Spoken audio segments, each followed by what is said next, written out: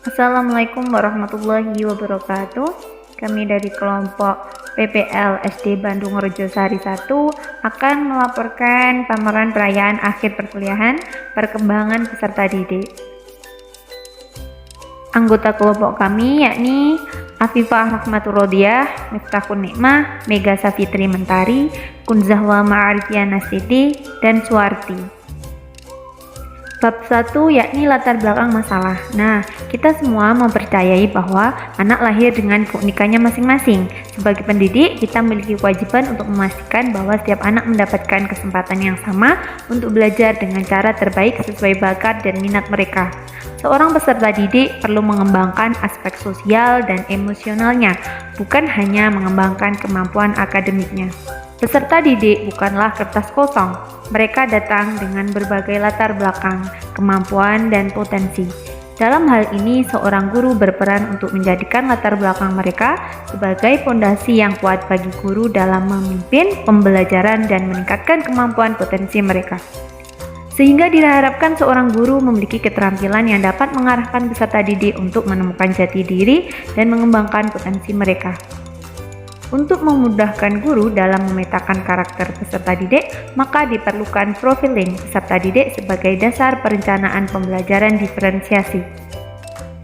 Di sini, pada pelaksanaan PPL 1 di SDN Bandung Rejosari 1, profiling peserta didik dan penerapan pembelajarannya dilaksanakan pada siswa kelas 2C.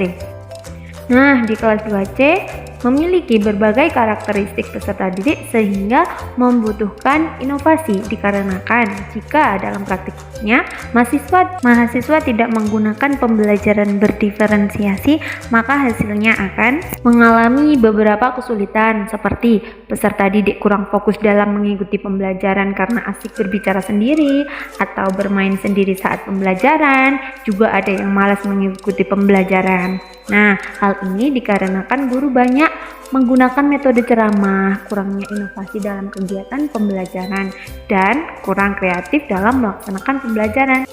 Selanjutnya, kegiatan yang dilaporkan adalah kegiatan pembelajaran tematik di kelas 2C dengan muatan terpadu matematika, bahasa Indonesia, dan PPKN.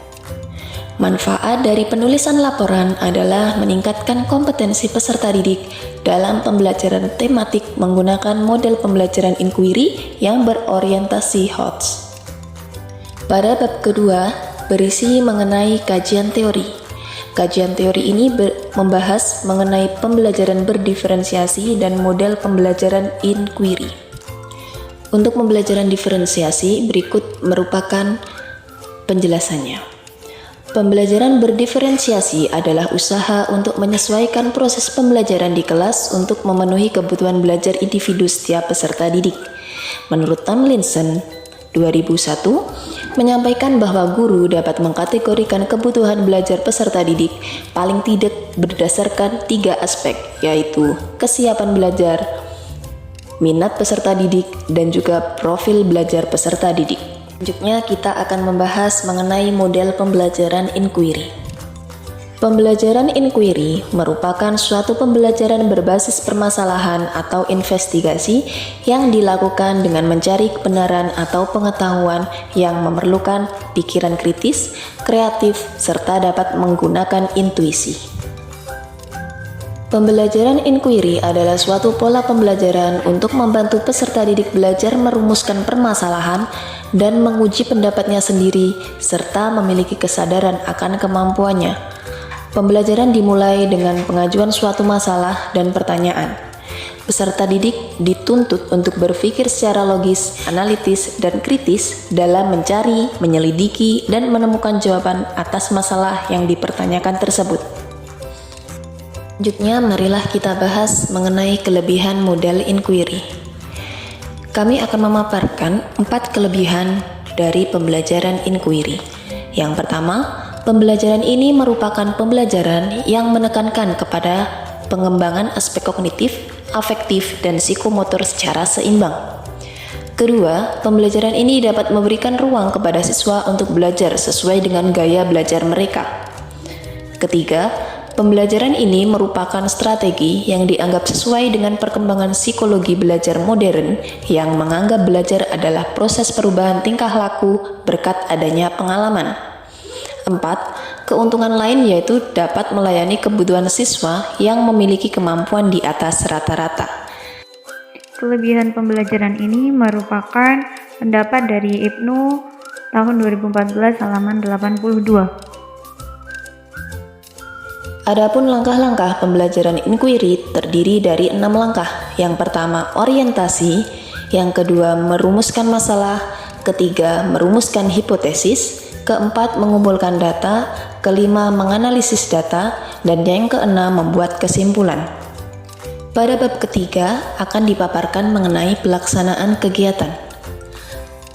Pelaksanaan kegiatan ini memiliki sasaran kegiatan yaitu berupa kegiatan pembelajaran tematik dengan model pembelajaran inquiry. Targetnya adalah kelas 2C. Peserta didik kelas 2C berjumlah 28 orang. Yang selanjutnya yaitu profiling peserta didik. Karakteristik peserta didik kelas 2C beragam karena latar belakang keluarga setiap peserta didik juga berbeda-beda. Hal ini tercermin dari hasil profiling yang telah dilakukan terhadap 2 peserta didik. Subjek yang pertama yaitu bernama Albar Jalu Jafir Adinata yang beralamat di Jalan Kelayatan, berjenis kelamin laki-laki dari suku Madura. Subjek observasi yang kedua yaitu bernama Atalea Arifin, berjenis kelamin perempuan, alamat di Jalan Keben 1C, agama Islam dari suku Jawa. Selanjutnya yaitu terkait motorik siswa. Albar memiliki motorik kasar yang berkembang sudah sesuai dengan usia. Dapat berjalan, berlari, melompat, dan melaksanakan aktivitas olahraga dengan lincah. Motorik halus juga berkembang sesuai dengan usia. Namun Albar masih belum bisa mengikat tali sepatu sendiri dan belum bisa untuk memotong kertas karena kurang telaten dan terburu-buru untuk bermain. Untuk Atalea, motorik kasarnya berkembang sesuai dengan usia, mampu berjalan, berlari, melompat dengan seimbang tanpa takut jatuh. Untuk motorik halusnya dapat berkembang sesuai dengan usia, mampu mengikat tali sepatu dengan benar, mampu memotong sayur dan kertas dengan rapi, dapat menulis dengan rapi, dan mampu untuk mengancingkan baju sendiri. Untuk kemampuan kognitifnya, bagi Albar sudah mampu untuk mengungkapkan pendapat dengan kalimat sederhana kepada orang lain, mampu mengelompokkan benda berdasarkan fungsi. Anak dapat berpikir logis pada objek konkret, menunjukkan kemampuan dalam menyelesaikan operasi penjumlahan dan pengurangan dengan hasil di bawah 1000, dan mampu untuk memahami sebab akibat dengan jelas.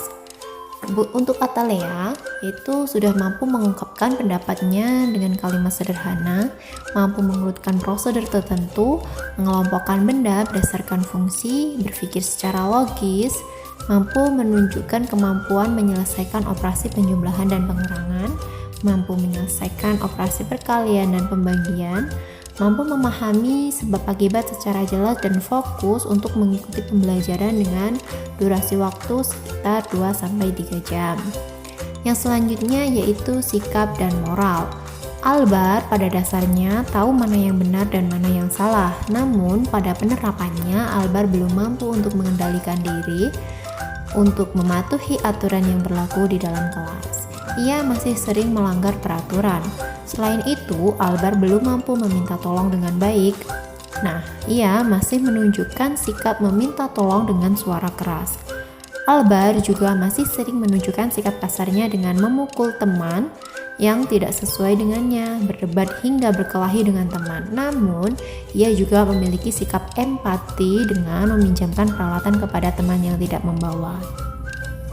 Bagi Atalea, sikap dan moralnya sudah mampu untuk mematuhi aturan yang berlaku di dalam kelas, menghormati guru, mampu membuat keputusan dan menentukan sikapnya sendiri berdasarkan pemikirannya, membiasakan diri meminta tolong dengan baik, suka menolong dan berterima kasih jika memperoleh sesuatu, mampu membedakan perilaku baik dan buruk dengan cara berbuat baik kepada temannya, tidak suka mengganggu teman yang sedang melakukan kegiatan, dan sudah mampu membedakan perbuatan mana yang benar dan mana yang salah.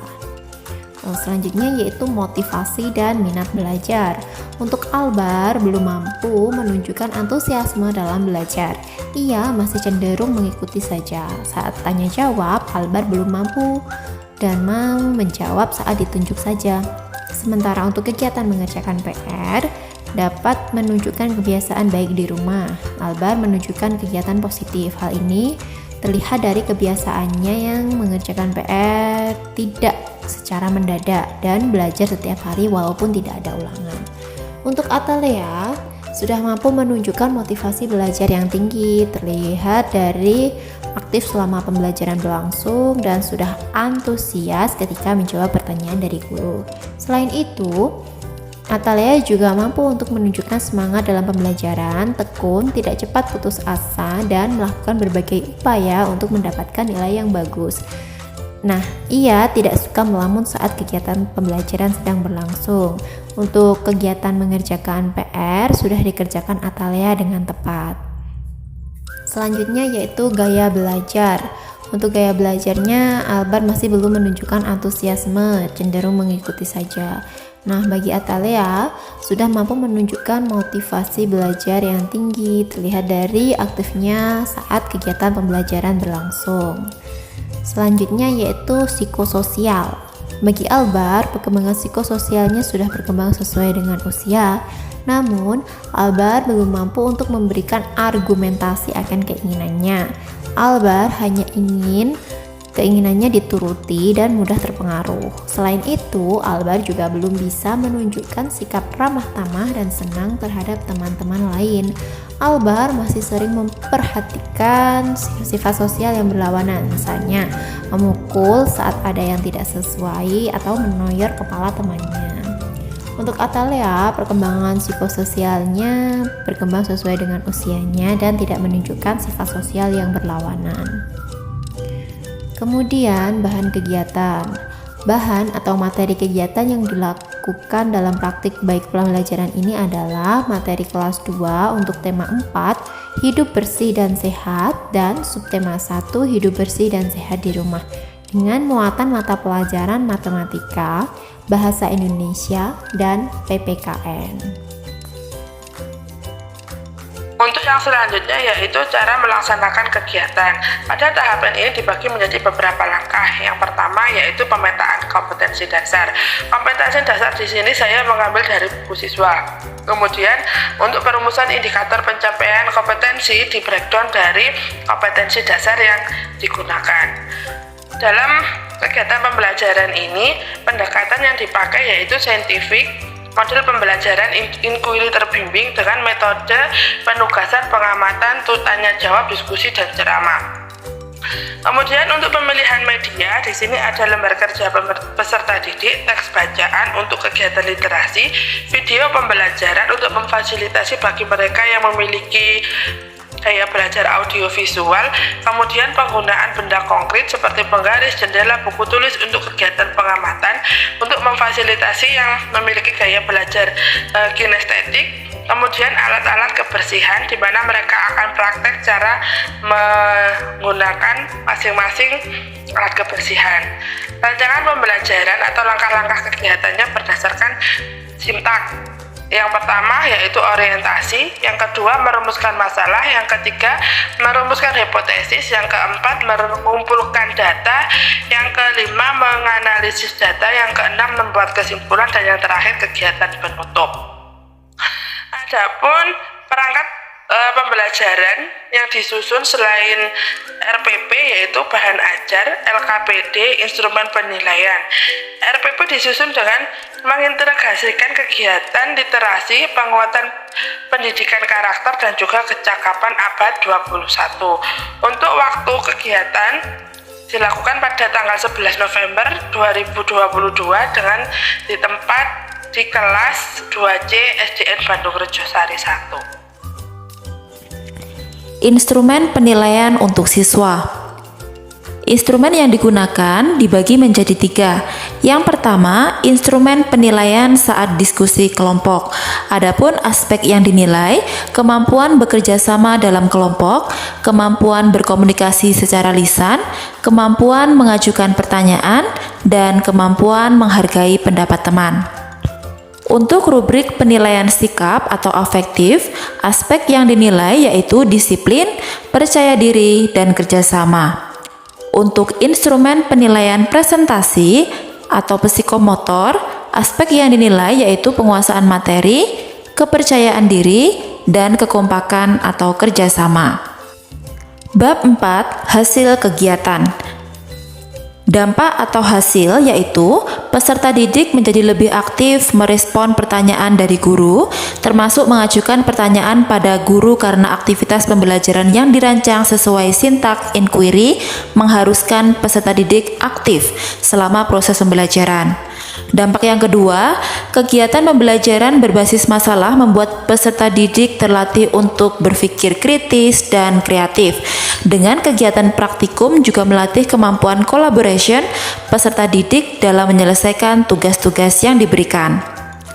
Dampak yang ketiga, kemampuan peserta didik untuk berpikir kritis meningkat.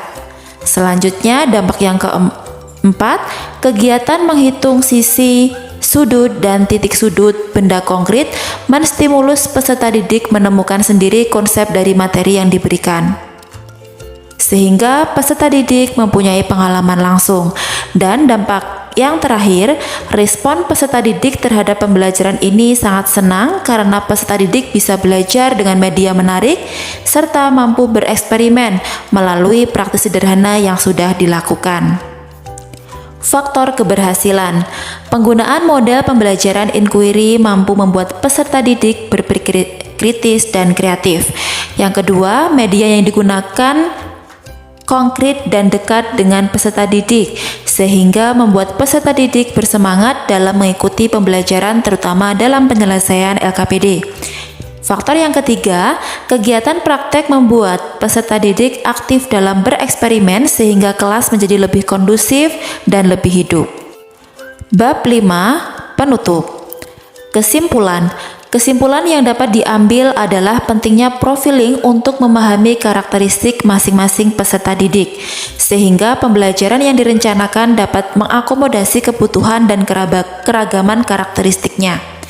Dengan menyusun RPP secara sistematis dan cermat, pembelajaran tematik dengan model pembelajaran inquiry yang dilaksanakan tidak sekedar berorientasi HOTS, tetapi juga mengintegrasikan PPK, literasi dan kecakapan abad 21.